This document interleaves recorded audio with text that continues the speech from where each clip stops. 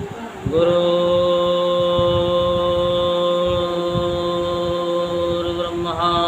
गुरुर्विष्णु गुरुर्देवो महेश्वरः गुरुर्साक्षात् परब्रह्मः तस्मै श्री गुरुवे नमः।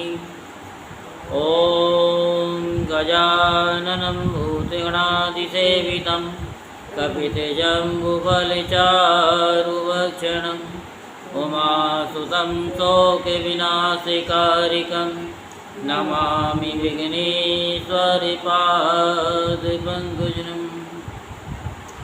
सच्चिदानन्दरूपाय विश्वोत्पत्त्यादिहेतवे तापत्रे विनाशाय श्रीकृष्णाय वयं नुमः। बोल वृंदावन बिहारी लाल की जय, बोल बांके बिहारी लाल की जय। आज हम आपको श्रीमद् भागवत महापुराण में प्रहलाद जी के द्वारा नृसिंह भगवान की स्तुति की कथा आपको सुनाते हैं। तो आप सभी मन को एकाग्र करते हुए शांतिपूर्वक कथा को श्रवण करेंगे और धर्म लाभ प्राप्त करेंगे। नारद जी कहते हैं कि इस प्रकार ब्रह्मा शंकर आदि सभी देवगण नृसिंह भगवान के क्रोधावेश को शांत न कर सके और न उनके पास जा सके। किसी को उसका और छोर नहीं दिखता था। देवताओं ने शांत करने के लिए स्वयं लक्ष्मी जी को भेजा। उन्होंने जाकर जब नृसिंह भगवान का वह महान अद्भुत रूप देखा तब भयवश वह भी उनके पास तक ना जा सकी।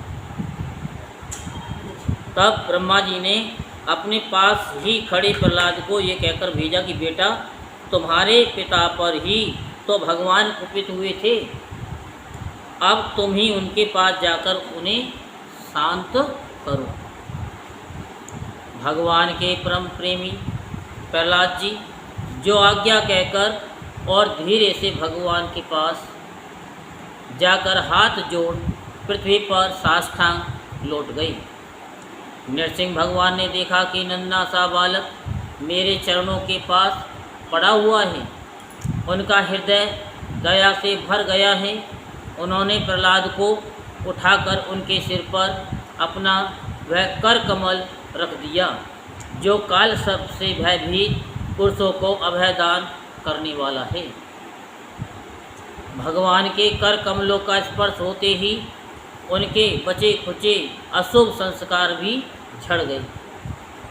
तत्काल उन्हें परमात्म तत्व का साक्षात्कार हो गया। उन्होंने बड़े प्रेम और आनंद में मगन होकर भगवान के चरण कमलों को अपना हृदय में धारण किया। उस समय उनका सारा शरीर पुलकित हो गया। हृदय में प्रेम की धारा प्रवाहित होने लगी और नेत्रों से आनंद अश्रु झरने लगे। प्रहलाद जी भावपूर्ण हृदय और निर्निमेष नयनों से भगवान को देख रहे थे। भाव समाधि से स्वयं एकाग्र हुए मन के द्वारा उन्होंने भगवान के गुणों का चिंतन करते हुए प्रेम गदगद वाणी से स्तुति की। प्रहलाद जी ने कहा, ब्रह्मा आदि देवता, ऋषि मुनि और सिद्ध पुरुषों की बुद्धि निरंतर सत्वगुण में ही स्थित रहती है, फिर भी वे अपनी धारा प्रवाह स्तुति और अपनी विविध गुणों से आपको अब तक भी संतुष्ट नहीं कर सके। फिर मैं तो घोर असुर जाति में उत्पन्न हुआ हूँ, क्या आप मुझसे संतुष्ट हो सकते हैं?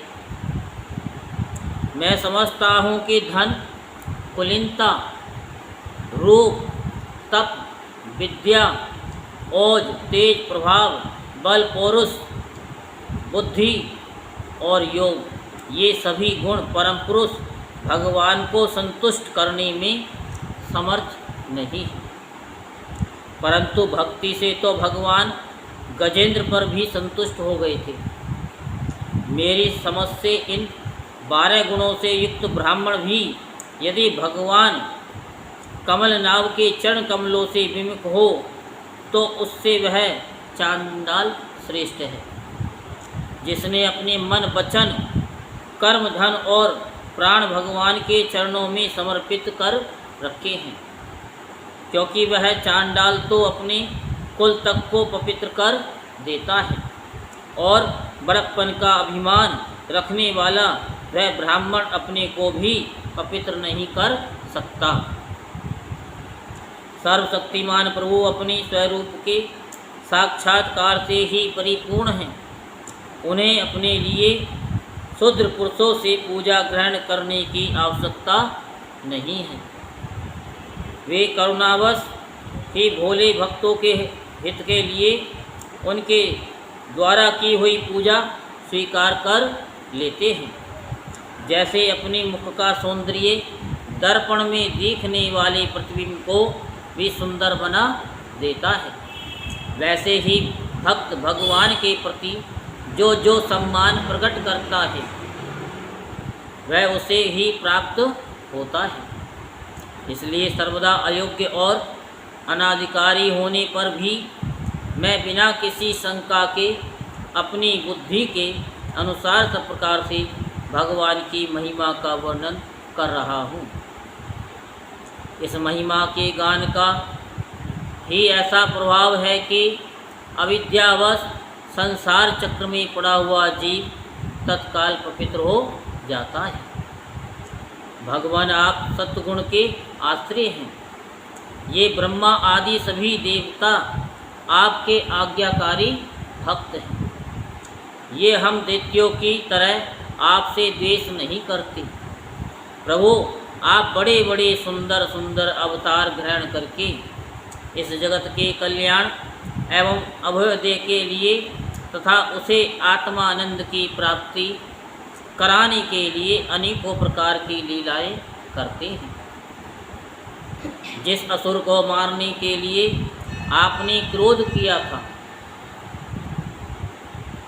वह मारा जा चुका है। अब आप अपना क्रोध शांत कीजिए। जैसे बिच्छू और सांप की मृत्यु से सज्जन भी सुखी ही होते हैं, वैसे ही इस दैत्य के संहार से सभी लोगों को बड़ा सुख मिला है। अब सब आपके शांत स्वरूप के दर्शन की बाट जो रहे हैं। नृसिंहदेव, भय से मुक्त होने के लिए भक्तजन आपके इस रूप का स्मरण करेंगे। परमात्मा ने आपका मुख बड़ा भयावना है। आपकी जीभ लपलपा रही है। आंखें सूर्य के समान हैं। बोहें चढ़ी हुई हैं। बड़ी पैनी दाढ़ें हैं। आंतों की माला, खून से लथपथ गर्दन के बाल, बर्छे की तरह सीधे खड़े कान और दिग्गजों को भी भयभीत कर देने वाला सिंहनाद एवं शत्रुओं को फाड़ डालने वाली आपके इन नखों को देखकर मैं तनिक भी भयभीत नहीं हूँ। दीनबंधु, मैं भयभीत हूँ तो केवल इस असहाय और उग्र संसार चक्र में पिसने से। मैं अपने कर्म पासों से बंधकर इन भयंकर जंतुओं के बीच में डाल दिया गया हूँ। मेरे स्वामी, आप प्रसन्न होकर मुझे कब अपने उन चरण कमलों में बुलाएंगे जो समस्त जीवों की एकमात्र शरण और मोक्ष स्वरूप है। अनंत मैं जिन जिन योनियों में गया उन सभी योनियों में प्रिय के वियोग और अप्रिय के संयोग से होने वाले शोक की आग में झुलसता रहा। उन दुखों को मिटाने की जो दवा है वह भी दुख रूप ही है। मैं न जाने कब से अपने से अतिरिक्त वस्तुओं को आत्मा समझकर इधर उधर भटक रहा हूँ। अब आप ऐसा साधन बतलाइए जिससे कि आपकी सेवा भक्ति प्राप्त कर सकूं। प्रभु, आप हमारे प्रिय हैं। अहेतुक हितैषी सुहृद हैं। आप ही वास्तव में सबके परमाराध्य हैं। मैं ब्रह्मा जी के द्वारा गाई हुई आपकी लीला कथाओं का गुणगान करता हुआ बड़ी सुगमता से राग आदि प्राकृतिक गुणों से मुक्त होकर इस संसार की कठिनाइयों को पार कर जाऊंगा, क्योंकि आपके चरण युगलों में रहने वाले भक्त परमहंस महात्माओं का संग तो मुझे मिलता ही रहेगा। भगवान नृसिंह इस लोक में दुखी जीवों का दुख मिटाने के लिए जो उपाय माना जाता है वह आपकी उपेक्षा करने पर एक क्षण के लिए ही होता है। यहाँ तक कि माँ बाप बालक की रक्षा नहीं कर सकते, औषधि रोग नहीं मिटा सकती और समुद्र में डूबते हुए को नौका नहीं बचा सकती। सत्वादि गुणों के कारण भिन्न भिन्न स्वभाव के जितने भी ब्रह्मा आदि श्रेष्ठ और काल आदि कनिष्ठ करता है, उनको प्रेरित करने वाले आप ही हैं। मैं आपकी प्रेरणा से जिस आधार से स्थित होकर जिस निमित्त से जिन मिट्टी आदि उपकरणों से जिस समय जिन साधनों के द्वारा जिस अदृष्ट आदि की सहायता से जिस प्रयोजन के उद्देश्य से जिस विधि से जो कुछ उत्पन्न करते हैं या रूपांतरित करते हैं वे सब और वह सब आपका ही स्वरूप है। पुरुष की अनुमति से काल की द्वारा गुणों में क्षोभ होने पर माया मन प्रधान लिंग शरीर का निर्माण करती है। ये लिंग शरीर बलवान कर्म में एवं अनेक नाम रूपों में आसक्त छंदों में हैं। यही अविद्या के द्वारा कल्पित मन 10 इंद्रिय और 5 तन्मात्रा इन 16 विकार रूप अरों से युक्त संसार चक्र है। जन्म रहित प्रभु आपसे भिन्न रहकर ऐसा कौन पुरुष है जो इस मन रूप संसार चक्र को पार कर जाए। सर्वशक्तिमान प्रभु माया इस 16 अरों वाले संसार चक्र में डालकर ईख के समान मुझे पेर रही है। आप अपनी चैतन्य शक्ति से बुद्धि के समस्त गुणों को सर्वदा पराजित रखते हैं और काल रूप से संपूर्ण साध्य और साधनों को अपने अधीन रखते हैं। मैं आपकी शरण में आया हूँ, आप मुझे इससे बचाकर अपनी सन्निधि में खींच लीजिए। भगवान जिनके लिए संसारी लोग बड़े ललायित रहते हैं, स्वर्ग में मिलने वाली समस्त लोकपालों की वह आयु लक्ष्मी और ऐश्वर्य मैंने खूब देख लिए। जिस समय मेरे पिता तनिक क्रोध करके हंसते थे और उससे उनकी भौहें टेढ़ी हो जाती थी, तब उन स्वर्ग की संपत्तियों के लिए कहीं ठिकाना नहीं रह जाता था। वे लुटती फिरती थी, किंतु आपने मेरे उन पिता को भी मार डाला। इसलिए मैं ब्रह्मलोक तक की आयु लक्ष्मी ऐश्वर्य और वे इंद्रिय भोग जिन्हें संसार के प्राणी चाहा करते हैं नहीं चाहता, क्योंकि मैं जानता हूँ कि अत्यंत शक्तिशाली काल का रूप धारण करके आपने उन्हें ग्रस्त रखा है। इसलिए मुझे आप अपने दासों की सन्निधि में ले चलिए।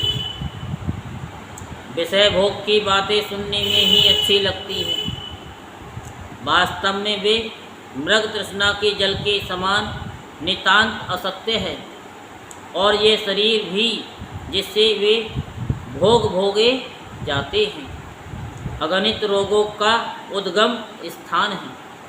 कहाँ वे मिथ्या विषय भोग और कहाँ ये रोग युक्त शरीर, इन दोनों की क्षण भंगुरता और असारता जानकर भी मनुष्य इनसे विरक्त नहीं होता। वह कठिनाई से प्राप्त होने वाले भोग के नन्हे नन्हे मधु बिंदुओं से अपनी कामना की आग बुझाने की चेष्टा करता है। प्रभु, कहाँ तो इस तमोगुणी असुर वंश में रजोगुण से उत्पन्न हुआ मैं, और कहाँ आपकी अनंत कृपा। धन्य है आपने अपना परम प्रसाद स्वरूप और सकल संतापहारी वह कर कमल मेरे सिर पर रखा है, जिसे आपने ब्रह्मा, शंकर और लक्ष्मी जी के सिर पर भी कभी नहीं रखा। दूसरे संसारी जीवों के समान आप में छोटे बड़े का भेदभाव नहीं है, क्योंकि आप सबके आत्मा और अकारण प्रेमी हैं। फिर भी कल्प वृक्ष के समान आपका कृपा प्रसाद भी सेवन भजन से ही प्राप्त होता है। सेवा के अनुसार ही जीवों पर आपकी कृपा का उदय होता है। उसमें जातिगत उच्चता या नीचता कारण नहीं है। भगवान, ये संसार एक ऐसा अंधेरा कुआं है जिसमें काल रूप सर्प डसने के लिए सदा तैयार रहता है। विषय भोगों की इच्छा वाले पुरुष उसी में गिरे हुए हैं। मैं भी संगवश उसके पीछे उसी में गिरने जा रहा था, परंतु भगवान देव ऋषि नारद ने मुझे अपना कर बचा लिया। तब भला मैं आपके भक्तजनों की सेवा कैसे छोड़ सकता हूँ।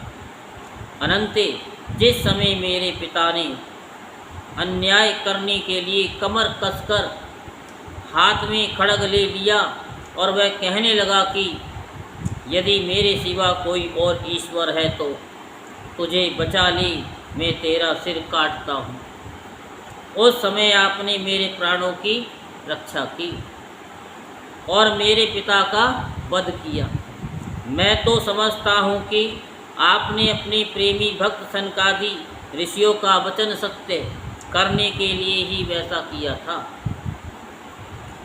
भगवान, ये संपूर्ण जगत एकमात्र आप ही हैं, क्योंकि इसके आदि में आप ही कारण रूप से थे, अंत में आप ही अवधि के रूप में रहेंगे और बीच में इसकी प्रतीति के रूप में भी केवल आप ही हैं।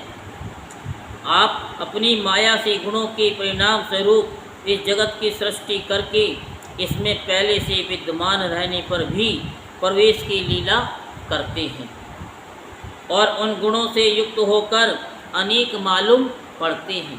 है तो एक, लेकिन अनेक मालूम पड़ते हैं। भगवान, ये तो कुछ कार्य कारण के रूप में प्रतीत हो रहा है, वह सब आप ही हैं और इससे भिन्न भी आप ही हैं। अपने पराये का भेदभाव तो अर्थहीन शब्दों की माया है, क्योंकि जिसका जन्म, स्थिति, लय और प्रकाश होता है वह उसका स्वरूप ही होता है। जैसे बीज और वृक्ष कारण और कार्य की दृष्टि से भिन्न भिन्न हैं, तो भी गंध तन मात्र की दृष्टि से दोनों एक ही हैं। भगवान, आप इस संपूर्ण विश्व को स्वयं ही अपने में समेटकर आत्म सुख का अनुभव करते हुए निष्क्रिय होकर प्रलयकालीन जल में शयन करते हैं। उस समय अपने स्वयं सिद्ध योग के द्वारा बाह्य दृष्टि को बंद कर आप अपने स्वरूप के प्रकाश में निद्रा को विलीन कर लेते हैं और तुरीय ब्रह्म पद में स्थित रहते हैं। उस समय आप न तो तमोगुण से ही युक्त होते हैं और न तो विषयों को ही स्वीकार करते हैं। आप अपनी काल शक्ति से प्रकृति के गुणों को प्रेरित करते हैं, इसलिए ये ब्रह्मांड आपका ही शरीर है। पहले ये आप में ही लीन था। जब प्रलयकालीन जल के भीतर से शैया पर शयन करने वाली आपने योग निद्रा की समाधि त्याग दी, तब बट के बीज से विशाल वृक्ष के समान आपकी नाभि से ब्रह्मांड कमल उत्पन्न हुआ। उस पर सूक्ष्मदर्शी ब्रह्मा जी प्रकट हुए। जब उन्हें कमल के सिवा और कुछ ही दिखाई न पड़ा, तब अपने में बीज रूप से व्याप्त आपको वे न जान सके और आपको अपने से बाहर समझकर जल के भीतर घुसकर 100 वर्ष तक ढूंढते रहे, परंतु वहाँ उन्हें कुछ नहीं मिला। ये ठीक है, क्योंकि अंकुर उग आने पर उसमें व्याप्त बीज को कोई बाहर अलग कैसे देख सकता है। ब्रह्मा को बड़ा आश्चर्य हुआ। वे हार कर कमल पर बैठ गए। बहुत समय बीतने पर तीव्र तपस्या करने से जब उनका हृदय शुद्ध हो गया, तब उन्हें भूत इंद्रिय और अंतःकरण रूप अपने शरीर में ही ओतप्रोत रूप से स्थित आपके सूक्ष्म रूप का साक्षात्कार हुआ। ठीक वैसे ही जैसे पृथ्वी में व्याप्त उसकी अति सूक्ष्म तन्मात्र यानी तन्मात्रा गंध का होता है। विराट पुरुष सहस्त्रों मुख, चारण, सिर, हाथ, जंघा, नासिका, मुख, कान, नेत्र, आभूषण और आयुधों से संपन्न था। 14 लोक उनके अभिन्न अंगों के रूप में शोभायमान थे। वह भगवान की एक लीलामयी मूर्ति थी। उसे देखकर ब्रह्मा जी को बड़ा आनंद हुआ। रजोगुण और तमोगुण रूप मधु और केटव नाम के 2 बड़े बलवान दैत्य थे। जब वे वेदों को चुरा कर ले गए, तब आपने हयग्रीव अवतार ग्रहण किया और उन दोनों को मारकर सत्वगुण का श्रुतियों ब्रह्मा जी को लौटा दी। वह सत्वगुण ही आपका अत्यंत प्रिय शरीर है। महात्मा लोग इस प्रकार वर्णन करते हैं। पुरुषोत्तम, इस प्रकार आप मनुष्य, पशु, पक्षी, ऋषि, देवता और मत्स्य आदि अवतार लेकर लोगों का पालन तथा विश्व के द्रोहियों का संहार करते हैं। इन अवतारों के द्वारा आप प्रत्येक युग में उसके धर्मों की रक्षा करते हैं। कलयुग में आप छिपकर गुप्त रूप से ही रहते हैं, इसलिए आपका एक नाम त्रियुग भी है। वैकुंठनाथ, मेरे मन की बड़ी दुर्दशा है। ये कौन बोल रहे हैं? प्रहलाद जी नरसिंह भगवान को प्रार्थना कर रहे हैं, क्योंकि सब भगवानों ने कल स्तुति की, लेकिन कोई असर नहीं हुआ। फिर प्रहलाद जी को भेजा, लक्ष्मी जी को भेजा पहले तो लक्ष्मी जी भी डर के मारे नहीं गई। फिर प्रहलाद जी गए, फिर प्रहलाद जी स्तुति कर रहे हैं। तो वैकुंठनाथ, मेरे मन की बड़ी दुर्दशा है। वह पाप वासनाओं से कलुषित है, स्वयं भी अत्यंत दुष्ट है। वह प्राय कामनाओं के कारण आतुर रहता है और हर्ष, शोक, भय एवं लोक, परलोक, धन, पत्नी, पुत्र आदि की चिंताओं से व्याकुल रहता है। इसे आपकी लीला कथाओं में तो रस ही नहीं मिलता, इसके मारे मैं दीन हो रहा हूँ। ऐसे मन से मैं आपके स्वरूप का चिंतन कैसे करूं? अच्युत, ये कभी न अघाने वाली जीव मुझे स्वादिष्ट रसों की ओर खींचती रहती है। जन्नेंद्रियां सुंदरी स्त्री की ओर, त्वचा सुकोमल स्पर्श की ओर, पेट भोजन की ओर, कान मधुर संगीत की ओर, नासिका भीनी भीनी सुगंध की ओर, और ये चपल नेत्र सौंदर्य की ओर मुझे खींचते रहते हैं। इनके सिवा कर्मेंद्रियां भी अपने अपने विषयों की ओर ले जाने को जोर लगाती रहती है। मेरी तो वह दशा हो रही है जैसे किसी पुरुष की बहुत सी पत्नियां उसे अपने अपने शयन गृह में ले जाने के लिए चारों ओर से घसीट रही हूँ। ये प्रहलाद जी नृसिंह भगवान से प्रार्थना कर रहे हैं, स्तुति कर रहे हैं, उनको शांत कर रहे हैं। प्रहलाद जी नृसिंह भगवान को शांत कर रहे हैं। इस प्रकार ये जीव अपने कर्मों के बंधन में पड़कर इस संसार रूप वैतरणी नदी में गिरा हुआ है। जन्म से मृत्यु, मृत्यु से जन्म और दोनों के द्वारा कर्म भोग करते करते ये भयभीत हो गया है। ये अपना है, ये पराया है। इस प्रकार के भेदभाव से युक्त होकर किसी से मित्रता करता है तो किसी से शत्रुता। आप इस मूढ़ जीव जाति की ये दुर्दशा देखकर करुणा से द्रवित हो जाइए।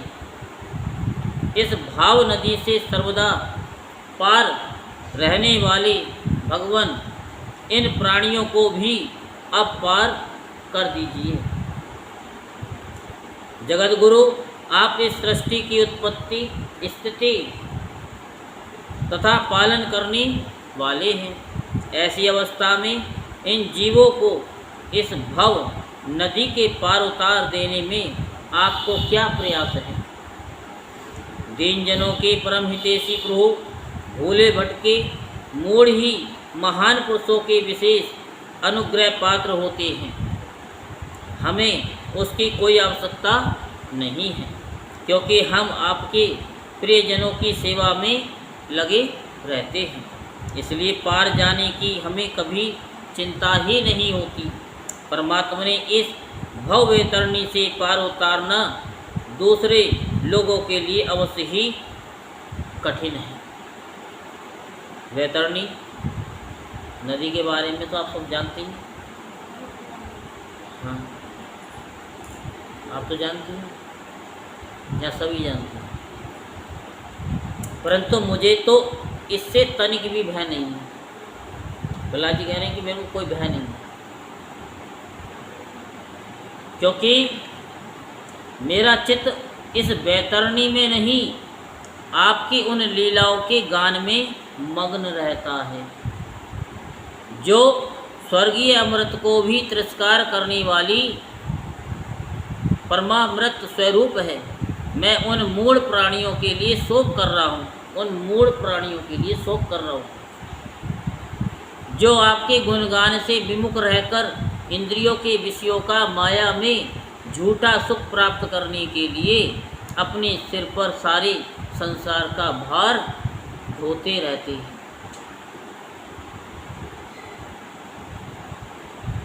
मेरे स्वामी बड़े बड़े ऋषि मुनि तो प्राय अपनी मुक्ति के लिए निर्जन वन में जाकर मौन व्रत धारण कर लेते हैं। वे दूसरों की भलाई के लिए कोई विशेष प्रयत्न नहीं करते, परंतु मेरी दशा तो दूसरी ही हो रही है। मैं इन भूले हुए असहाय गरीबों को छोड़कर अकेला मुक्त होना नहीं चाहता। अगर आप अपने आप ही मुक्त हो जाओ और दूसरों को मुक्त ना करो तो तुमसे अभागा कौन है। यही संसार का एक नियम भी है। आए हो तो अपना तो उद्धार करो, साथ में दूसरों का भी उद्धार करो, और नहीं तो उन मुनियों में और गृहस्थियों में फिर अंतर ही क्या है। और इन भटकते हुए प्राणियों के लिए आपके सिवा और कोई सहारा भी नहीं दिखाई पड़ता। घर में फंसे हुए लोगों को जो मैथुन आदि का सुख मिलता है वह अत्यंत तुच्छ एवं दुख रूप ही है। जैसे कोई दोनों हाथों से खुजला रहा हो तो उस खुजली में पहले उसे कुछ थोड़ा सा सुख मालूम पड़ता है, परंतु पीछे से दुख ही दुख होता है। किंतु ये भूले हुए अज्ञानी मनुष्य बहुत दुख भोगने पर भी इन विषयों से अघाते नहीं हैं। इसके विपरीत धीर पुरुष जैसे खुजलाहट को सह लेते हैं, वैसे ही कामादि वेगों को भी सह लेते हैं। सहने से ही उनका नाश होता है। तो तब मोक्ष के 10 साधन प्रसिद्ध हैं। मौन, ब्रह्मचर्य, शास्त्र श्रवण, तपस्या, स्वाध्याय, स्वधर्म पालन और युक्तियों से शास्त्रों की व्याख्या, एकांत सेवन, जप और समाधि, ये 10 हैं। परंतु जिसकी इंद्रियां वश में नहीं है, उनके लिए ये सब जीविका के साधन हैं। व्यवहार मात्र रह जाते हैं,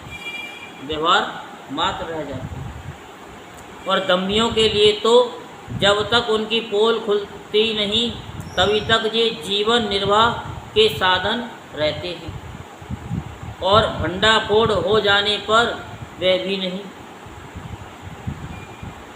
वेदों ने बीज और अंकुर के समान आपके 2 रूप बताए हैं, कार्य और कारण।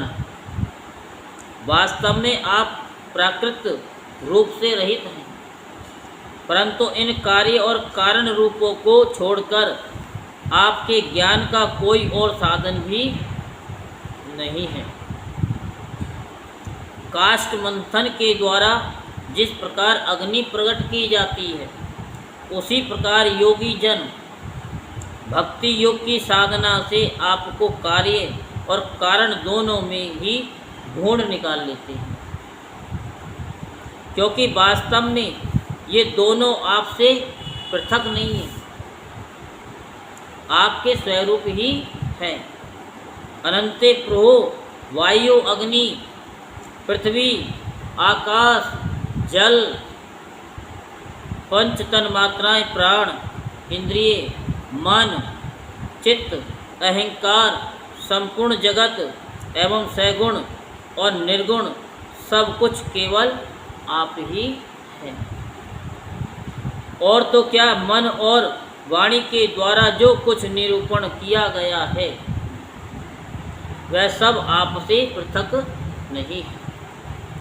समग्र कीर्ति के आश्रय भगवान ये सत्वादि गुण और इन गुणों के परिणाम में तत्वादि देवता, मनुष्य एवं मन आदि कोई भी आपका स्वरूप जानने में समर्थ नहीं है, क्योंकि ये सब आदि अंत वाले हैं और आप अनादि एवं अनंत हैं।